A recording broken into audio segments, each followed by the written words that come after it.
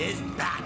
Of all the new Batman villains they've introduced into the comics over the last, 20 or 30 years, the Scarface and Ventriloquist seem to me the most like classic Batman villains. Nobody pulls my strings, dummy.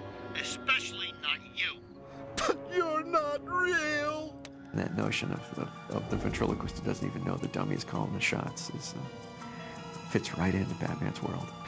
This evil dummy is coming out of his head.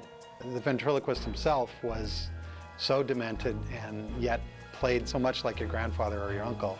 Scarface and the ventriloquist are another set of characters where you have the option to hire one actor to do both voices or hire two different actors so that you get completely different sounds. Really good voice actors can do both of those voices. George Zanza did the voice, and it was perfect. He did a wonderful job. He was so great. He was so schizophrenic and wonderful. And people ask, is that the same guy?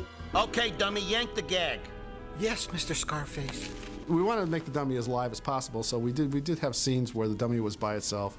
Batman would sneak into the room, and he'd look at this dummy, and it seems alive. It even startles Batman.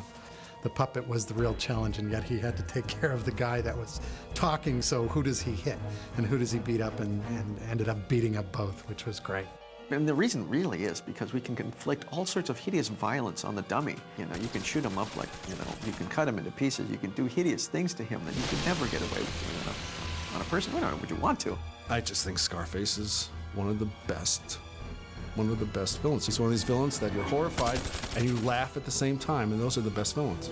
Arnold, don't do this. It's out of my hands. He's the puppet, not you.